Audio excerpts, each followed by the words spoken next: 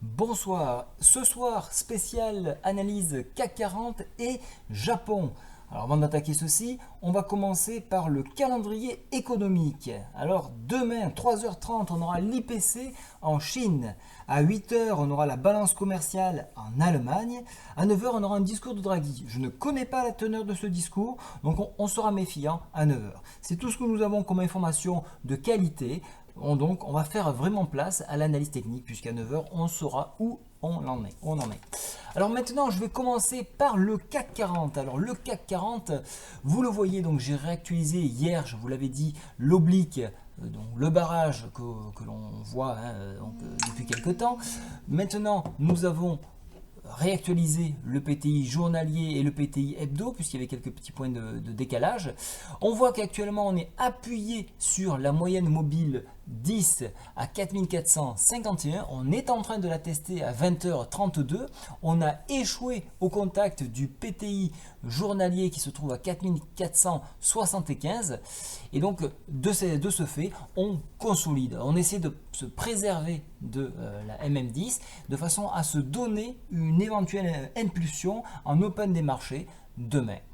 Alors au niveau des indicateurs, on est plutôt en tendance, on risque de basculer, donc soyez vigilants. Ce point, la MM10, c'est vraiment un rempart contre à la fois les haussiers et les baissiers. Donc tout va se jouer sur ce point-là.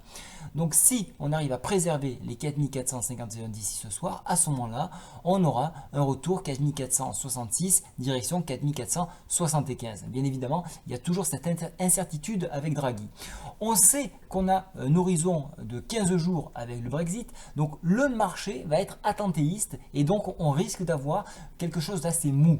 Donc peu de volatilité, un marché difficile à trader. Donc voilà pourquoi, par exemple, aujourd'hui, je me suis plutôt focalisé sur le Forex car je ne détectais pas de sens ferme de marché. Donc lorsque on ne détecte pas de sens, on ne se force pas la main. Ne pas trader, c'est également trader. Ça, je le répète en formation et je le répète encore ce soir. Donc actuellement, on est dans cette zone-là, un range de travail qui se trouve entre 4401 et 4475 avec des supports tellement proches que tout peut être annulé, tout peut changer de sens au dernier moment. Donc dans ces cas-là, je ne trade pas. Alors maintenant, s'il me fallait définir un sens sur ce marché-là, je demanderai bien évidemment d'attendre la fin de cette bougie, de façon à préserver MM10. Et donc pour un mouvement baissier, aller chercher les 4409 avec extension 4401, mais guère plus haut. Et par contre, sur débordement PTI des 4475, là on irait chercher le point donc supérieur ici de l'oblique à 4498, à quelques petits points près d'un seuil d'un barrage psychologique qui est celui des 4500 points. Donc globalement, ça va être relativement neutre et donc je mets bien en garde donc les traders sur cet indice là. Plutôt regardez le SPI 500 que je vous ai analysé hier. Il y a plus de choses à faire dessus puisque vous n'avez pas la pression d'un Brexit, vous n'avez pas toutes ces pressions de mouvement de dette. On travaille sur d'autres problèmes et donc il s'exprime mieux, il est beaucoup plus lisible. Maintenant, je vais vous montrer donc le Japon. Vous allez voir qu'il y a pas mal de choses à dire. Voici le graphique du Japon. Vous voyez que c'est quelque chose d'assez linéaire. On a un canal qui permet de canaliser les cours, comme son nom l'indique. Je vous ai dessiné ici un canal de RAF. Vous voyez qu'il a été très efficace puisque lorsque nous avons cassé l'oblique en pointillé ici, on a eu un mouvement baissier d'ampleur. Voilà, donc ça c'est vraiment un cas d'école, donc je vous le montrer. Voilà, donc là vous avez un très beau canal de RAF. Alors maintenant, qu'est-ce qui se passe ici? Vous le voyez, on est à cheval sur la MM10 et la MM20.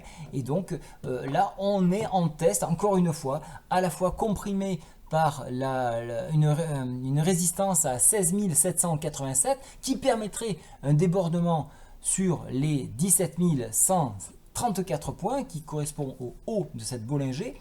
Vous pouvez remarquer un étranglement de cette Bollinger, donc on est en consolidation, mais attention, qui dit consolidation dit retour prochainement à la volatilité. Voilà pourquoi on peut envisager des gros potentiels sur cet indice. Sur renforcement des deux moyennes mobiles que vous avez ici, on irait s'appuyer sur le PTI hebdomadaire qui est à 16 343. Donc il va falloir attendre un enfoncement ou un dégagement par le haut pour prendre position. On ne va pas s'amuser à prendre sur les niveaux que l'on est actuellement. Le range est très fin, mais chaque débordement sera marqué par un mouvement d'amplitude.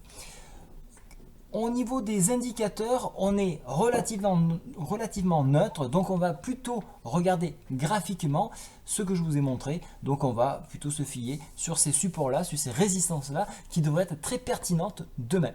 Voilà donc pour ce qui est du Japon. Donc le Japon, globalement, si on reste au-dessus, on va vers un mouvement haussier. En dessous, on viendrait chercher un petit peu plus bas sur le PTI hebdomadaire. Voilà, j'espère que cela vous a plu. N'hésitez surtout pas, encore une fois, à partager les vidéos et à m'en faire un retour. Au revoir.